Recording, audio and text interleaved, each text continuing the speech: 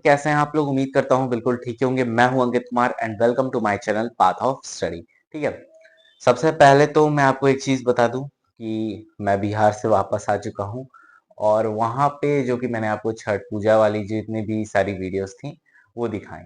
ठीक है, एक वीडियो जो रात वाली जो पूजा होती है उसकी अपलोड नहीं हुई है। अब उसका रीजन ये है ना, देखो मैं आया भाई यहाँ घर पे, और घर पे आते ही ये काम करो वो काम करो, फंस गया उसमें। ठीक है, तो उसी काम को मैं वो वीडियो ना अभी एडिट कर पाया हूँ ना कुछ कर पाया हूँ, लेकिन तुम लोगों से मैं वादा जरूर करता हूँ कि कल वो वीडियो जरूर अपलोड हो जाएगी।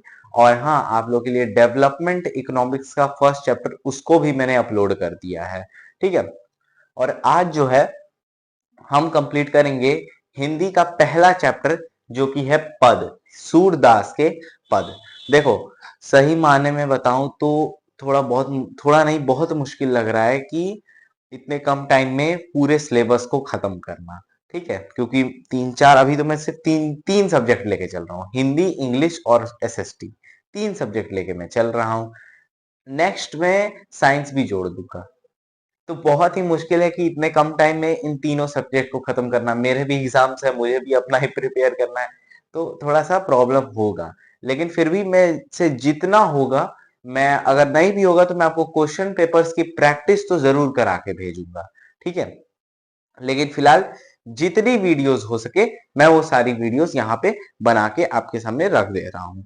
ठीक है, अब देखो, अभी जो कि हम शुरू करने वाले हैं पद, सूरदास के पद। पूरे चैप्टर का ये नाम है, लेकिन लिखा ये पद था। इस चैप्टर में आपको तीन कैरेक्टर्स मिलेंगे। तीन कैरेक्टर्स जो हैं वो हैं, एक हमारे श्री कृष्ण जी, एक है उद्धव, और गोपिया। गोपिया यानी कि जो श्री कृष्ण और गोपियों से मतलब जो प्रेम जो होता है उसके बारे में है ये पूरा जो चैप्टर है। ठीक है, ये देखो, ये तो भाई पूरा पद है। टोटल लगभग इसमें चार पद हैं। अब आप सोचते होंगे यार ये चार पद कौन सी भाषा में लिखा हुआ है, पढ़ने नहीं आ रहा है, समझ में नहीं आ रहा है। लेकिन आप टेंशन मत लो, मैं आपको इसको पूरा फुल स्टोरी के भाव में समझाऊंगा। मतलब स्टोरी जैसे होती है ना, स्टोरी में मैं आपको समझाऊंगा। ओके, तो चलिए शुरू करते हैं सूरदास के पद। तो अब अपनी आप एनसीईआरटी निकाल के बैठ जाओ। जैसे कि देखो, यहाँ मैंने ले लिया एनसीईआरटी और मैंने लिया है पूरा, मैंने इस चैप्टर को एक स्टोरी के फॉर्म में, देखो यहाँ पे सब कुछ नोट डाउन कर लिया है। ठीक है, पूरा मैंने इसको स्टोरी के फॉर्म में नोट डाउन कर लिया है। तो पहले मैं एक एक पद पढ़ूंगा और आपको वैसे समझाते जाऊंगा। तो शुरू करते हैं इस चैप्टर को बिना किसी देरी के। ओके, उद्धो तुम तो अति बड़भागी, अपरस रहत स्नेह तागा तय, नाहिन मन अनुरागी, पुरहिन पात रहत जल भीतर, तारस देह न दागी, ज्यो जल माह तेल की गागरी, बूध न तौक लागी, प्रति नदी में पाँव न बरियो, दृष्टि न रूप परागी, सूरदास अबला हम भोरी, गुर चाटी ज्यो पागी। ठीक है, देखो, गोपियां जो हैं वो उद्धव से कहती हैं। अब देखो, मैंने आपको शुरुआत में ही बताया था एक कैरेक्टर हमारे उद्धव है और गोपियां हैं। तो जो गोपियां हैं वो उद्धव से कहती हैं कि आप तो बहुत बड़भागी हैं, यानी कि भाग्यशाली हैं। फिर वो उद्धव से कहती हैं कि आप कृष्ण के प्रेम से लेकिन वंचित हैं, मतलब कि आप जो हैं बहुत ही भाग्यशाली हैं। कौन कहता है? गोपियां उद्धव से कहती हैं कि उद्धव, तुम बहुत ही ज्यादा भाग्यशाली हो, लेकिन फिर भी तुम कृष्ण के प्रेम से वंचित हो। वंचित यानी अनजान हो। फिर वो कहती हैं कि उद्धव से कि तुम कमल के पत्ते के समान हो, जो पानी में रहकर उस पर पानी की बूंद से अनजान रहता है। वो कहती हैं कि तुम उस कमल के पत्ते के समान हो। आपने मतलब तालाब वगैरह में जो कमल के पत्ते देखे होंगे उस पे पानी की बूंद टिकती नहीं है। तो कहती है कि तुम कमल के पत्ते के समान हो, जो पानी में रहकर भी पानी की बूंद से अनजान रहते हो। मतलब कि तुम कृष्ण के साथ तो रहते हो, लेकिन फिर भी तुम उनके प्रेम से अनजान हो। ठीक है, उद्धव को ऐसा वो कहती हैं। फिर वो कहती हैं कि तुम उस मटकी की तरह हो, जो पानी में डुबाने पर भी उसका कुछ नहीं होता, उस पर पानी की एक बूंद तक नहीं ठहरती। ठीक है,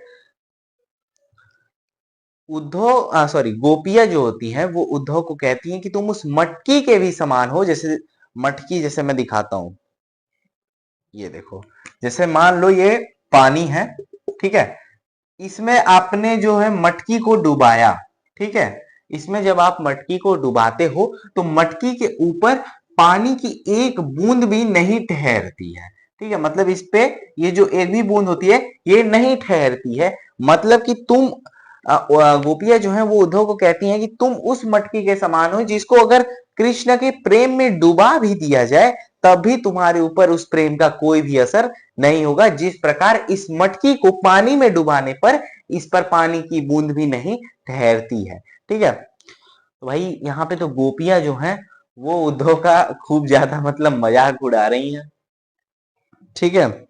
अब ये देखो, फिर वो गोपियां कहती हैं उद्धव को कि तुम उसी प्रकार हो जो कृष्ण का, एक मिनट यहां से गलती हो गई, बुनने, हाँ सही है, ठीक। फिर गोपियां कहती हैं कि उद्धव कि तुम उसी प्रकार हो जो कृष्ण का नाम ही नहीं में स्नान तो करना, उसकी पानी की छींटे भी तुम पर कल मिलाकर नहीं आती। गोपियां कृष्ण को कहना चाहती हैं कि उद्धव तुम कृष्ण के प्रेम से वंचित हो। फिर गोपियां उद्धव का मजाक उड़ाते हुए कहती हैं कि तुम बहुत विद्वान हो, इसलिए तुम कृष्ण के प्रेम से वंचित हो। देखो होता क्या है, गोपियां कहती हैं कि तुम उस तरह के समान हो ना कि अगर कृष्ण के प्रेम के सागर में तुम भले ही डूबे हुए हो, तुम कृष्ण का नाम भी जपते हो, तुम सब कुछ करते हो, तुम कृष्ण के प्रेम के सागर में भी डूबे हो, लेकिन फिर भी उसकी जो उस उनके प्यार की जो नदी है, उस प्यार का जो पानी है, उसकी छींटे भी तुम पर नहीं आती हैं, ठीक है। वो मजाक उड़ाते हुए भी कहते हैं कि तुम बहुत ज्यादा विद्वान हो, इसलिए तुम कृष्ण के प्रेम से वंचित हो, ठीक है। अब देखो, फिर गोपियां उद्धव से कहती हैं कि हम गोपियां तो बहुत भोली भाली, एक मिनट स्टैंजा रह गया, स्टैंजा अब हम चलेंगे। तो अब हम पढ़ते हैं सेकंड स्टैंजा, ठीक है। मन ही मन माज रही कहिए जान कौन पे औधो, नाही परहत कही अविद आधार आस आवन की, तन मन बिथा सही अब इन जोग संदेह सुनी सुनी बिरहनी, बिरहा दही चाहती हुती गाहरी जिनतही, तय उत में धार बही सूरदास अवधिर दरही, क्यों मर्यादा ना लही, ठीक है। फिर गोपियां उद्धव से कहती हैं कि हम गोपियां तो बहुत भोली भाली हैं, इसलिए हम कृष्ण के प्रेम में लीन हैं, जिस प्रकार चींटियां गुड़ के प्रति आकर्षित होती हैं। गोपियां कहती हैं कि हम तो बहुत ज्यादा भोली भाली हैं, इसलिए हम कृष्ण के प्रेम में लीन हैं, कृष्ण के प्रेम में हम लीन हैं।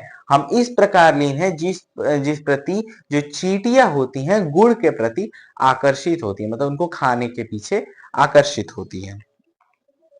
फिर वो कहती हैं गोपियों के मन में कुछ बात रह जाती है जिसे वो कृष्ण को बता नहीं पाई है, यह बात वो सिर्फ कृष्ण को बताना चाहती है, इसलिए तो वह उद्धव से अपना संदेश नहीं पहुंचाना चाहती है। देखो यहाँ पे होता क्या है कि गोपियों के मन में कुछ एक बात होती है जिसको वो सिर्फ कृष्ण को ही बताना चाहती है, मतलब किसी भी अदर पर्सन को नहीं बताना चाहती हैं। वो जो है जो अपना जो संदेश है वो यहाँ तक कि उद्धव के द्वारा भी नहीं पहुंचाना चाहती हैं, ओके। अब देखो, जब कृष्ण लौट कर आएंगे तब उनके सारे दुख खत्म हो जाएंगे। ऐसे समय में कोई अपने रक्षक को पुकारता है, मगर जो हमारा रक्षक है वही हमारे दुख का कारण है। गोपियां कहती हैं कि जब कृष्ण लौट कर आएंगे तो हमारे जो सारे दुख हैं वो सब कुछ खत्म हो जाएंगे, लेकिन ऐसे टाइम पे कोई अपने रक्षक को ही पुकारता है, मतलब जब कोई दुखी होता है तो वो अपने रक्षक को ही पुकारता है, लेकिन हम अपने रक्षक को कैसे पुकारे, हमारा जो रक्षक है वही हमारे दुखों का कारण है। और सुनिए, गोपियां उद्धव से कहना चाहती है कि हम कैसे धीरज रखें, प्रेम के बहाने प्रेम दिया जाता है, मगर कृष्ण ने हमारे साथ छल किया है।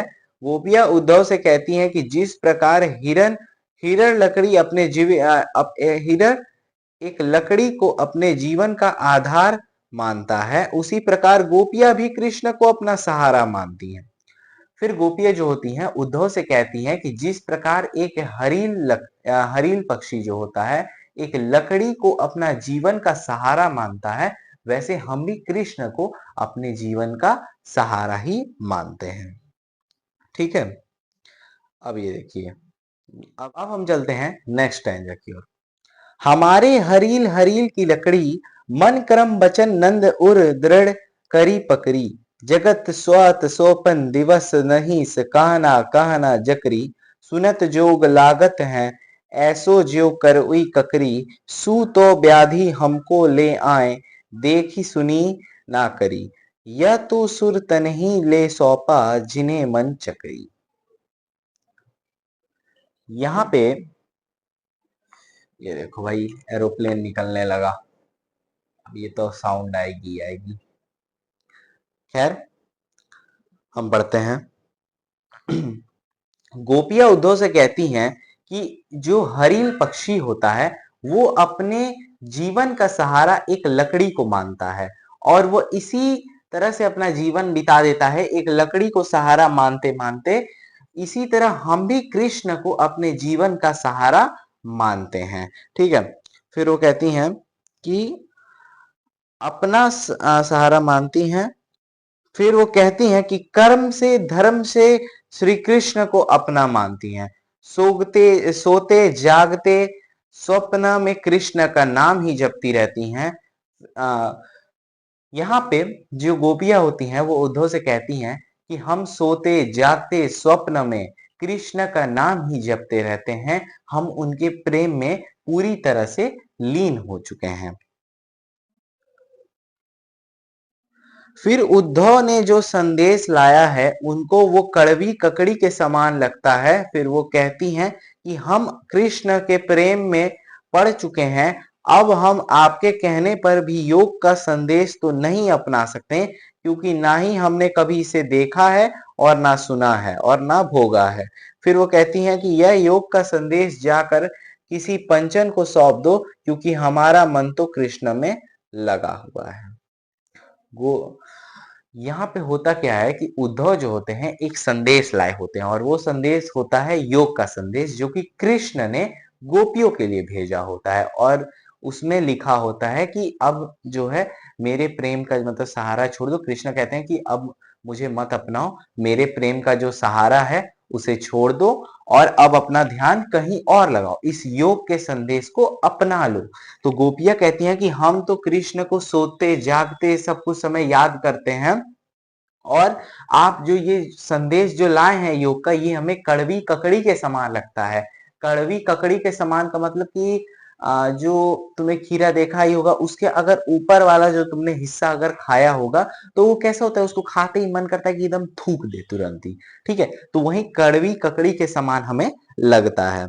और रही बात इस योग के संदेश की, तो ना ही हमने ऐसे किसी संदेश के बारे में कभी सुना है और ना देखा है और ना कभी भोगा है, तो हम इस संदेश को नहीं अपनाएंगे। यह संदेश, फिर वो कहती हैं कि आप ये जो संदेश जो लेके आए हैं ये जाकर किसी पंचन को सौंप दीजिए, क्योंकि हम इसके काबिल नहीं है। पंचन मतलब ऐसे व्यक्ति को सौंप दीजिए जिसका मन अशांत ना हो, चक्री के समान घूमता रहे। मतलब कि जैसे मान लो अभी जैसे मान लेते हैं कि कल मैं यहाँ से टीवी खरीद के ले आया घर पे। ठीक है, फिर मुझे मन किया कि चलो प्रोजेक्टर भी बढ़िया है, प्रोजेक्टर खरीद लेते हैं। फिर मन किया कभी एक सिनेमा हॉल बनवा लेते हैं। तो ऐसे क्या है, मेरा मन ना एक जगह शांत नहीं है, चारों ओर घूम रहा है। तो वो कहती है कि हमारा जो मन है वो तो कृष्ण में ही लीन है, आप ये जाके किसी पंचन को ही सौंप दीजिए जिसका मन चक्री जैसा हो, हमारा वैसा मन नहीं है।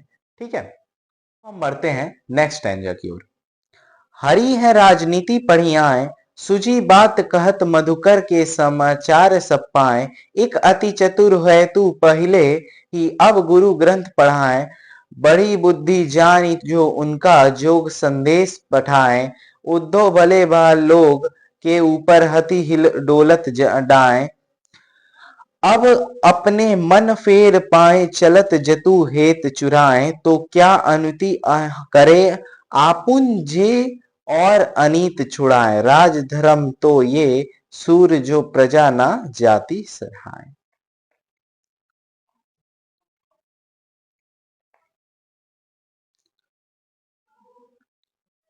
गोपियां जो होती हैं वह उद्धव से कहती हैं कि हरि जो हैं यानी कि कृष्ण जो हैं बहुत ज्यादा चालाक हो गए हैं, राजनीति पढ़ ली है, मतलब पॉलिटिक्स पढ़ लिए हैं, आ, राजनीति पढ़ लिए हैं, चालाक हो गए हैं।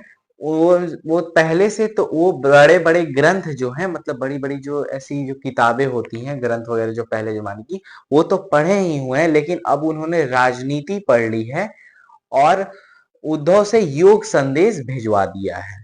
ठीक है, गोपियां उद्धव से कहती हैं कि इसमें उद्धव आपकी कोई गलती नहीं है।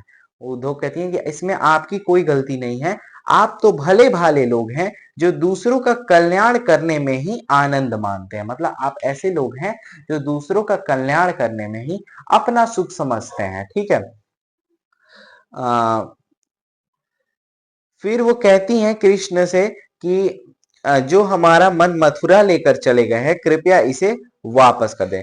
जो गोपियां होती हैं उद्धव से कहती हैं कि जाइएगा तो अपने कृष्ण से कह दीजिएगा जो हमारा जो मन है उसे जो मथुरा लेकर चले गए हैं उसे तो कम से कम लौटा दें। ठीक है, फिर वो कहती हैं कि वो मथुरा अत्याचारियों को दंड देने गए हैं, लेकिन वो परंतु वो स्वयं अत्याचारी हैं, वो हम पर अत्याचार करते हैं। ठीक है, गोपियां उद्धव से कहती हैं कि एक राजा का धर्म होता है कि वो अपने प्रजा के हित के बारे में सोचे, किसी प्रकार का कष्ट न पहुंचने दे, यदि यही राजधर्म होता है, परंतु श्री कृष्ण अपना राजधर्म सही तरह से नहीं निभा रहे।